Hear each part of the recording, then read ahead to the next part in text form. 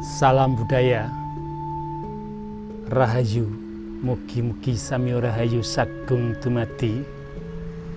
Saudara netizen yang berbahagia, kali ini aku mau medar kembali bawroso ke panjenengan semua tentang budaya Jawa, mungkin berhubungan dengan hari Nepto, Weton dan sebagainya.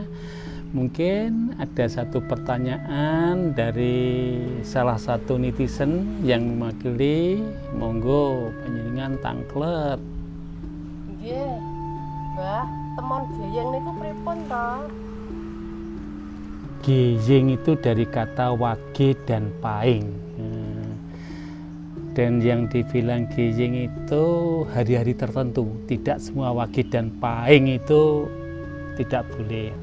Satu contoh, Senin Wage dengan Selasa Wage, itu yang Wage. Yang paing mulai dari Rebo Paing, Kamis Paing, Jumat Paing, Sabtu Paing. Karena apa? Karena bilangan atau total daripada Nepto, nilai daripada Nepto Wage itu terlalu kecil dibanding dengan Paing. Satu contoh Senin Wage itu Senin papat, Wage itu juga 4, jadi 8. Rebo Paing, Rebo itu 7, Paing itu 9, 16. Jadi 8 dengan 16 itu separuh. Itu betulnya juga masih bisa dibilang toleransinya ada karena masih separuh. Yang dibilang geyeng amat sangat itu ke Sabtu Paing. Sabtu itu 9, Paing itu juga 9. Jadi kesemuanya itu di total 18, sedangkan Senin Wage itu Senin papat, Wage papat itu 8, selisihnya ada 10. Jomplang gitu loh. Geyeng itu jomplang, tidak seimbang. Itu menurut pemahaman ngilmu titene wong Jawa itu bisa terjadi di rumah tangga suka berselisih paham. Apalagi Selasa Wagenya itu Selasa telu, Wage papat itu kalau dibanding dengan Rebo Paing, Rebo pitu Paing songo 16 itu tidak ada separuhnya. Termasuk Kamis Paing, Kamis itu 8, Paing itu 9, adanya 17, sehingga itu juga jomplang. Jemuah Paing, Jemuah 6, Paing songo itu 15 juga jomplang. Lantas kalau sudah saling menyintai bagaimana, Mbah? Ya terus, kan nggak mungkin mau nikah itu tanya waktu jatuh cinta, waktu pandangan pertama jatuh cinta, itu cinta itu adalah pemberian dari Tuhan, terbitan dari alam, sehingga cinta itu lebih kuat dibandingkan dengan apa-apa. Cinta itu mengalahkan segala-galanya. Jadi kalau sudah saling menyintai, kok ketemune geyeng, sitoke Senin Wage, sitoke iki Rebo Paing. Ya kalau sudah cinta melekat, ya bukannya nekat, harus kita berangkat. Tapi berangkat itu dengan tumpaan yang bagus. Jadi berangkat dengan titian yang bagus, artinya demikian. Kalau sudah ada titik maniknya, ada noktah yang begitu, sebaiknya ya terus dilakukan pernikahan. Namun ada sebuah catatan. Catatannya kalau pendak setahun, tepat setahunnya, tepat bulannya, tempat waktunya menikah itu hari apa. Nah, nanti pengantin atau suami istri nanti disarankan, dianjurkan untuk nyiram tuwuh. Nyiram itu dalam artinya menyirami pohon, itu ibaratnya suami istri sebuah tanaman, tuwuh itu tumbuh, agar disirami tumbuh.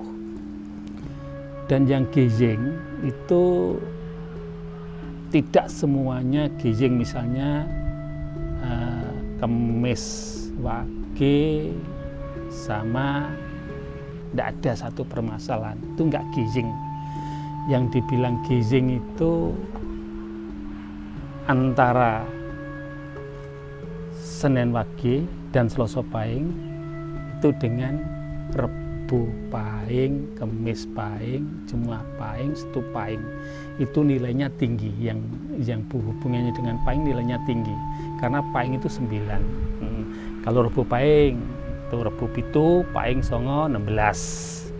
Itu kalau Selasa Wage tidak ada separuhnya, jomplang gitu. Sehingga hal-hal tersebut boleh dilakukan.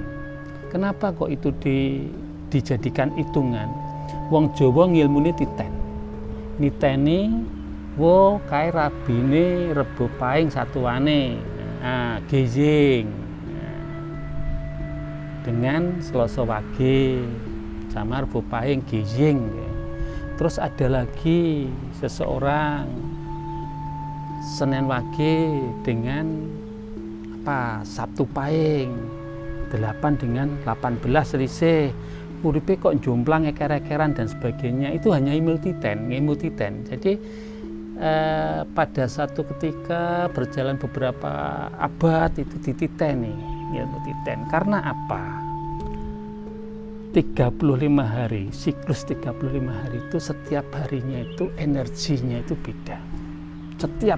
Walaupun setipis apapun, maka dari itu akan mempengaruhi karakter secara alami, watak seseorang secara alami. Nah, bagaimana kita memperbaiki watak secara alami itu? Kita harus menjadi pembelajaran pembiasaan yang baik-baik.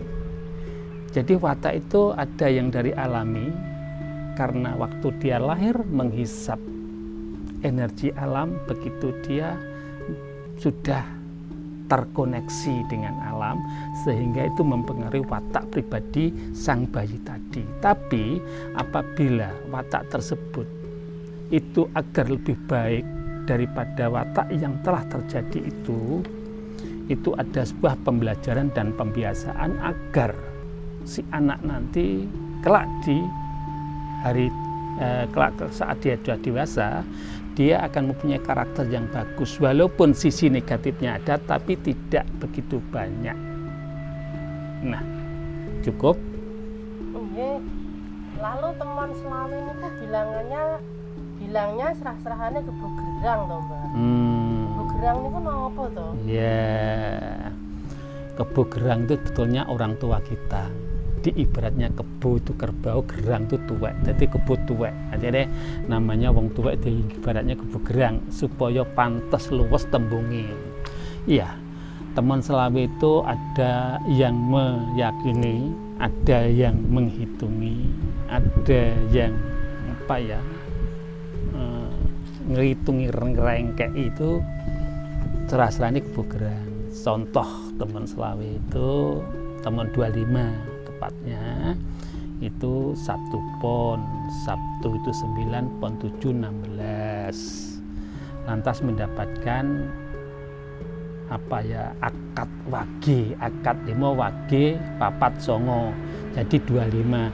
Ini runtut Setu Pon, akad wage. Sudah awalnya waktu itu di Setu Pon, terus akad wagenya ya berikut.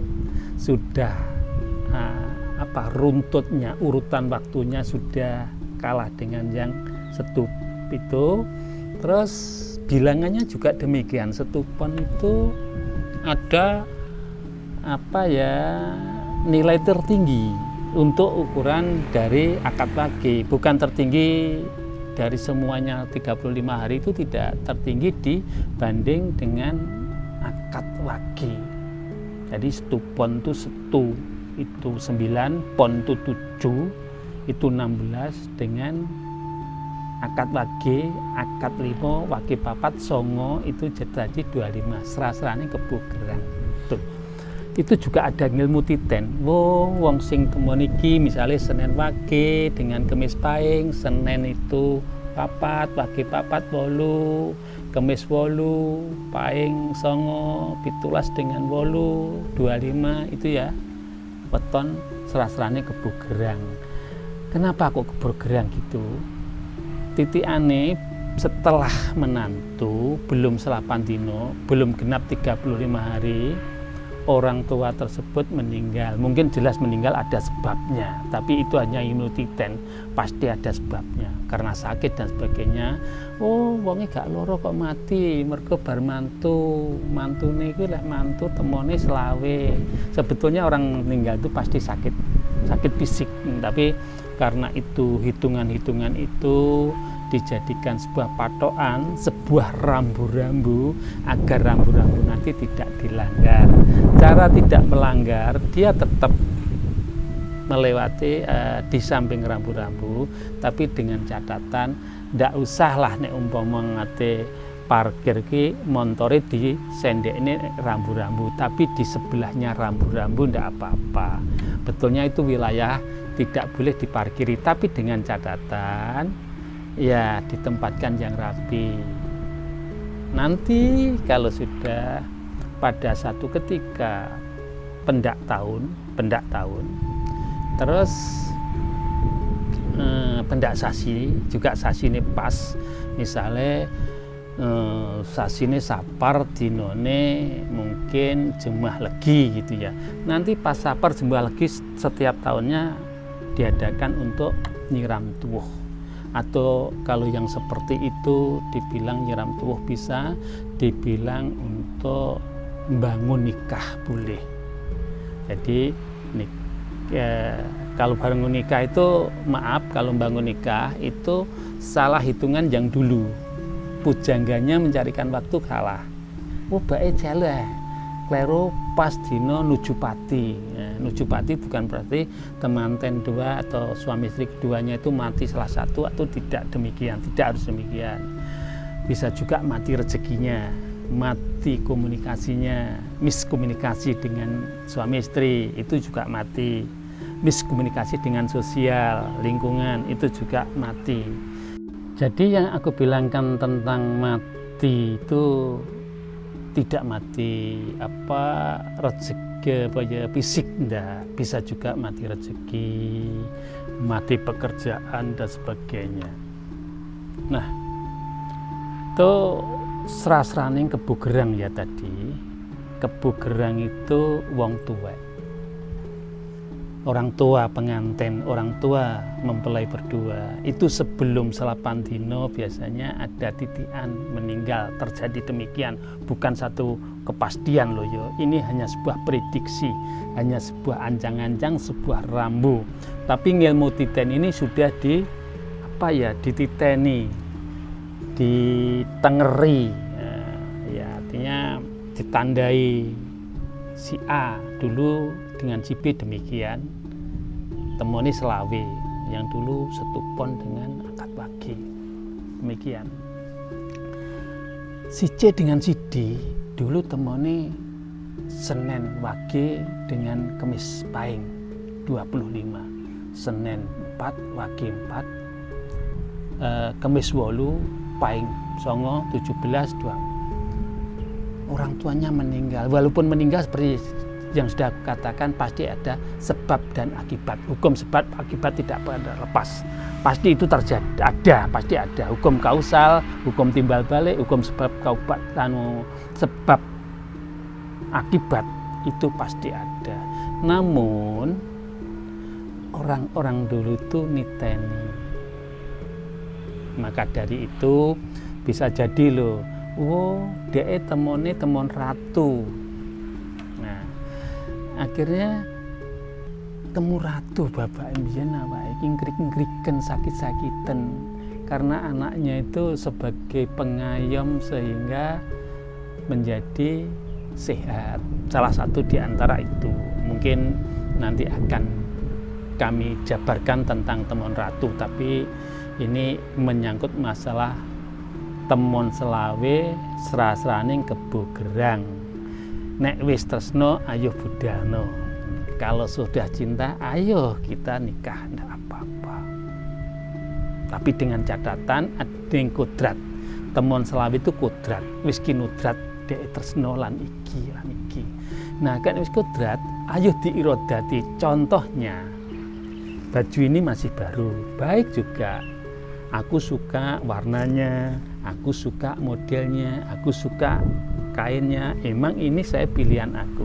Dilalah, ini kecantol paku atau kecantol duri sobek dikit. Dibuang sayang, dipakai masih bagus. Ya dijulumati, didondomi, dijahit agar nampak lubangnya tidak nampak, walaupun ada sedikit jahitan. Ini yang namanya nek enek kodrat ayo diirodati. Nek eneng tatanan ayo ndang liwat dalan ngliwati kasunyatan. Nah, di jalan inilah kita berjalan dengan baik, termasuk ritual-ritual. Terus kenapa harus kita itu selamatan dengan nyiram tuwuh, dengan ubur rampe, selamatan, ingkung, tumpeng dan sebagainya. Itu kita dididik menjadi seorang sodakoh, orang yang suka dermawan, orang yang suka berdana, bagi-bagi makanan marang tonggo teparo, long tinampi, ngeratak ning rasa nikmat, ngeratak ning syukur bareng-bareng. Itu hikmahnya. Akhirnya kita pun akan mendapatkan rezeki dengan mengalir. Jadi kalau sudah jatuh cinta, saling sepakat untuk rumah tangga, nek temuan selawe tidak apa-apa dibudalni, diterusni. Gak mungkin dipisahkan. Cinta itu tidak ada sesuatu kekuatan di dunia ini yang bisa mengalahkan cinta ini. Tapi menghormati budaya leluhur itu wajib hukumnya untuk ukuran saya. Itu wajib. Karena apa? Ilmu titen itu sudah dianalisa, diteliti sehingga akurasinya itu ada, tepat. Maka dari itu seandainya panjenengan ketemu gejing terlanjur untuk jatuh cinta dan menikah, monggo.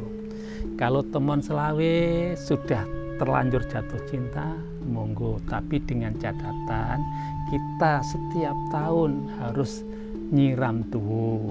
Kalau mau loh, ini bukan satu keharusan juga, karena ini rambu-rambu, karena ini adalah sebuah petuah, pitutur.